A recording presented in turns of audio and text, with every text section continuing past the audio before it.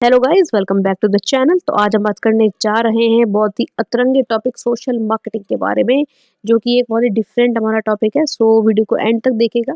उससे पहले please channel को सब्सक्राइब जरूर कर दीजिएगा। Okay, let's start. तो देखो, सोशल मार्केटिंग होता क्या है। Social marketing is a process that uses marketing strategies to influence people behaviour to benefit society.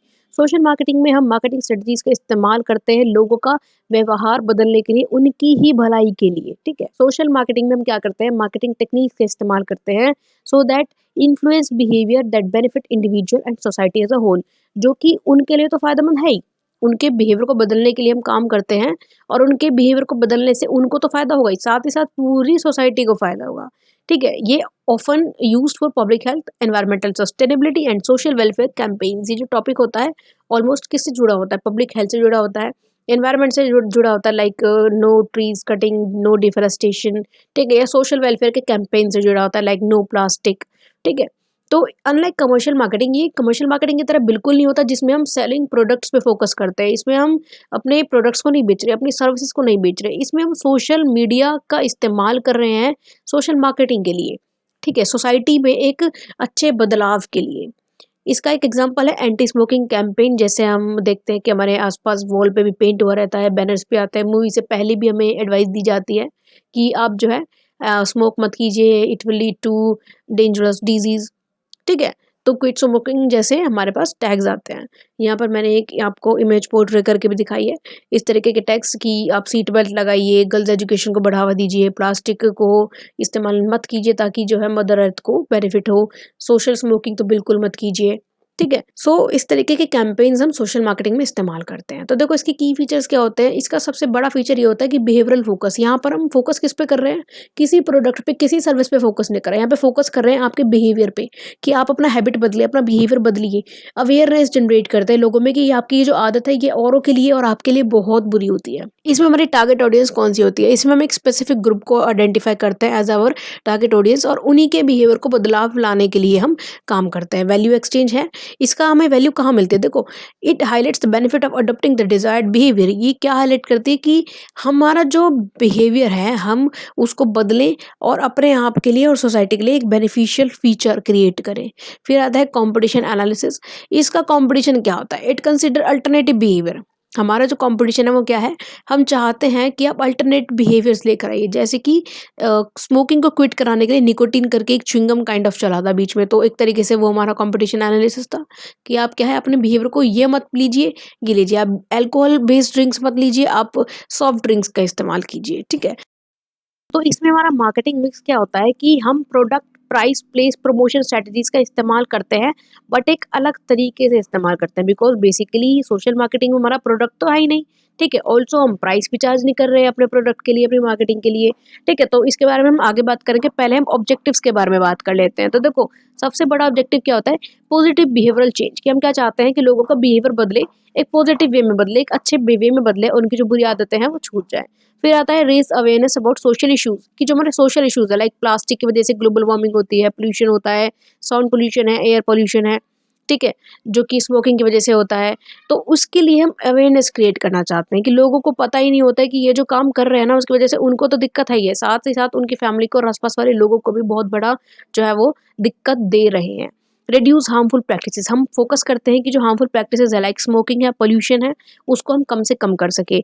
बहुत सारे लोग होते हैं जो बाइक एंड स्कूटी वगैरह चलाते हैं और कंटिन्यूअसली हॉर्न को हॉन्क करते हैं, जो कि एक वॉइस पोल्यूशन का, नॉइज पोल्यूशन का बहुत बड़ा रीजन होता है। तो ऐसे लोगों को हम एजुकेट करते हैं कि देखो, आप ये जो कर रहे हो ना ये काम बहुत गलत है, इसकी वजह से लोगों को बहुत दिक्कत होती है।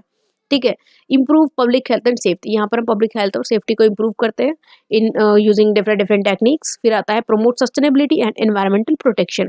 यहाँ पर हम एनवायरनमेंट को प्रोटेक्ट करते हैं, लाइक क्लीनिंग। अपने आजकल बहुत ज़्यादा बीच वगैरह पे आपने देखा होगा कि जो है क्लीनिंग ड्राइव्स चलती है। ठीक है, लोग मिल करके आसपास के इलाके को क्लीन करते हैं। सस्टेनेबिलिटी क्या होती है कि आप अपने रिसोर्सेज को इस तरीके से इस्तेमाल करें कि वो पूरी तरीके से ख़त्म ना हो जाए, बर्बाद ना हो जाए, और आपकी फ्यूचर जनरेशन के लिए बचे रहें। लाइक पेट्रोलियम, कोल, इनकी हम बात करते हैं सस्टेनेबिलिटी में। हम कैसे बचा सकते हैं इन्हें, बायो एनर्जी यूज़ करके, सोलर एनर्जी यूज़ करके, विंड एनर्जी यूज़ करके इन्हें हम बचा सकते हैं। फिर हमारा आता है कि प्रोसेस क्या होती है हमारे सोशल मार्केटिंग की। इसमें सबसे हम रिसर्च करते हैं सबसे पहले देखो, आपकी कोई भी प्रोसेस होगी ना मार्केटिंग से रिलेटेड, तो सबसे पहले आप रिसर्च ही करोगे, क्योंकि जब तक आपको पता नहीं होगा कि आपकी दिक्कत क्या है, आप काम कैसे करोगे उस पे, ठीक है? तो सबसे पहले आप रिसर्च करोगे, अपनी प्रॉब्लम को ढूँढ करके निकालोगे, अब ये देखोगे आपके टारगेट ऑडियंस कौन है। फिर आप सेगमेंटेशन करोगे, अपनी टारगेट ऑडियंस में आप सेगमेंटेशन करोगे कि आप डिवाइड करोगे कि हमें कितने ग्रुप्स में जो है को सही सेगमेंट बिठानी है, कि भई अगर आप स्मोकिंग को रोकना चाहते हो तो आपकी ऑडियंस अलग होगी, आप जो है ड्रिंकिंग रोकना चाहते हो तो आपकी ऑडियंस अलग होगी, ठीक है? अगर आप नॉइज़ पॉल्यूशन कम करना चाहते हो तो ऑडियंस अलग होगी, ठीक है? फिर आता है मार्केटिंग के 4 पीस, जिसके बारे में हमने बात करे थे। यहाँ पर 4 पीस क्या है? यहाँ पर हमारा प्रोडक्ट क्या है? हमारा डिज़ायर्ड बिहेवियर, कि आप बिहेवियर बदलो, वही हमारा प्रोडक्ट है। प्राइस क्या है? कॉस्ट ऑफ चेंज, कि आप किस रीज़न से उसे बदलोगे, ठीक है? आप क्यों बदलोगे? देखो, अगर हम स्मोकिंग क्विट करते हैं, हम अल्कोहल लेना कंज़्यूम करना क्विट करते हैं, तो उसके लिए हमारा कॉस्ट ऑफ चेंज क्या? हमारी हेल्थ है ना, हमारी हेल्थ इम्प्रूव होगी, ठीक है? प्लेस कम्युनिकेशन चैनल्स हो सकते हैं, जो कि हमारा न्यूज़पेपर हो सकता है, सोशल मीडिया हो सकता है, और जो है पेंटिंग एंड बैनर्स हो सकते हैं, मूवीज़ हो सकती है, सब कुछ हो सकता है, जिस ज़रिए से हम अपनी बात लोगों तक पहुँचा सकें। प्रमोशन क्या होता है? Ads, influence, media.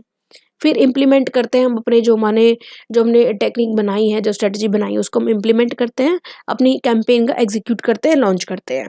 फिर उसको मॉनिटर करते हैं। एट लास्ट हर एक प्रोसेस का जो काम होता है ना, वो होता है अपने किए गए काम को मॉनिटर करना, कि उससे कोई बदलाव आ रहा है या नहीं बदलाव आ रहा है, कि आपको कुछ इम्प्रूव करने की ज़रूरत है, ठीक है? कहाँ पर आपको बदलाव की ज़रूरत है। फिर हम बात करते हैं इसके एडवांटेजेस के बारे में।